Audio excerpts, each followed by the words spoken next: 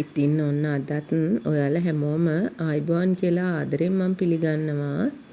ඉතින් අද බලමුකෝ අපි මොනවද හදන්නේ කියලා. මම මේ ලින්න මාළු 500ක් විතර ගත්තා. ඒකට මං තැම්බෙන්න ඕන ප්‍රමාණයට වතුර දාගත්තා.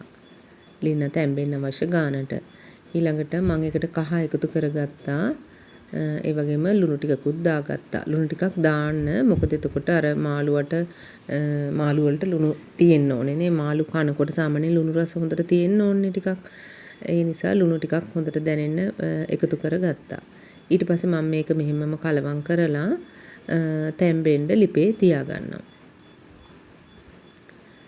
ඉතින් මම අද හදන්න යන්නේ මේ ලින්න මේ විදිහට තම්බලා ගන්න ටෙම්පරාදු කරන්න යන්නේ. ඉතින් මේ විදියට මේ මොකද ගොඩක් වෙලා යන්නෙත් නැහැ. අපිට ලින්නා කානකොට ටිකක් කරදරයි. හැමෝම කියනවනේ ලින්නවල කටු එනිනවා කියලා. ලින්නවල ගොඩක් කටු තියෙනවනේ. ඉතින් ඇත්ත තමයි මේව කටු හිර වෙනවා. ඉතින් ඒ නිසා ඇනෙනවා කොච්චර අයින් කරත්. ඉතින් මේ විදියට හදලා ගත්තාම මේ අර සැමන් වගේ කෑකි. දැන් අපි සැමන් තම්බන්න නම් ටිකක් වැඩිපුර වෙලාවක් ප්‍රෙෂර් කුකර් එක හරි තියලා තියන්න බෑ.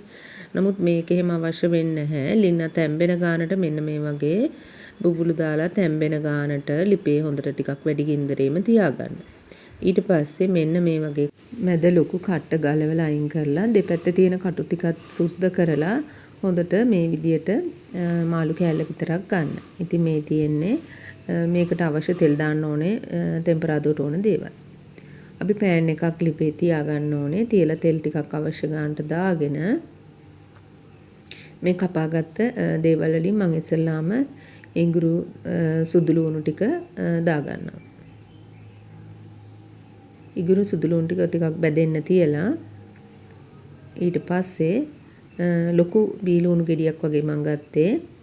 බීලුණු ගෙඩියක් දාගෙන අපි සැමන් හදනවා වගේ සැමන් තෙල් දානකොට අපි හදන්නේ ඒ අවශ්‍ය වගේ දේවල් ටික තමයි මේකටත් දාගන්නේ මම.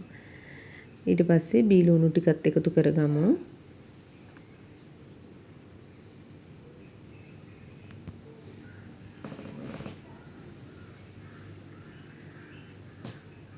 ඊට පස්සේ අවු මිරිස් ටික, රම්පේ, කරපිංචා, ඉතින් කරාඹු නැට්ටක්, ඊළඟට එනසාල් ගෙඩියක් කැමති නම් දාගන්න. ඉතින් මම 3-5 හදනකොට මේ දේවල් දාලා තියෙන නිසා මම ඒවා පහු දාන්නේ නැහැ. ඉතින් මේ ටික හැමෙට තෙලේ බැදෙන්න මෙහෙම තියලා තියමු ටික වෙලාවක්. ඊට පස්සේ මම මේකට මිරිස් කුඩු එකතු කරගන්නවා. ඉතින් තමන් ගෙදර කන ගානට මිරිස් ටික, ලුණු ටික හැමදේම දාගන්න. මම ලුණුත් ටිකක් දාගත්තා. මාළුවෙකට කලින් ලුණු දාලා තැම්බුවේ මම. ඊට පස්සේ මම ගම්මිරිස් කුඩු,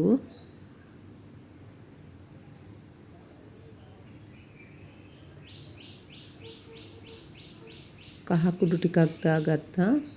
අන්තිමට 3-5 ටිකක් මම දාගන්නවා. ඉතින් මේ දේවල් ඔක්කොම ටික දාලා හොඳට කලවම් කරගෙන ටිකක් හොඳට බැදෙන්න දෙන්න ලුණු ටික.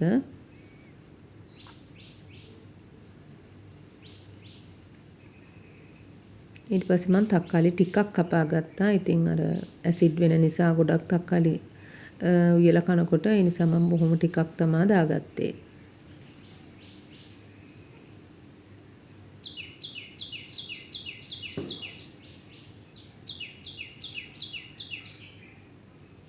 අපි ටිකක් මේක ටිකක් බැදෙනකන් තියන්න ඕනේ. ඊට පස්සේ තමයි අපි මේකට මාළු ටික එකතු කරගන්න ඕනේ.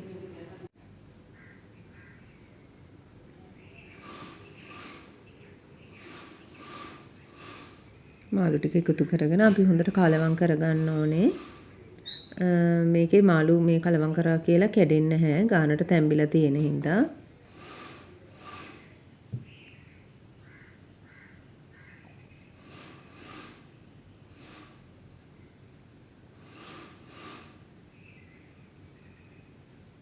ඉතින් කැමති කෙනෙක් ඉන්නවා නම් තක්කාලි සෝස් උනක් දාගන්න පුළුවන් මේකට. එතකොට තවත් රස වෙනවා.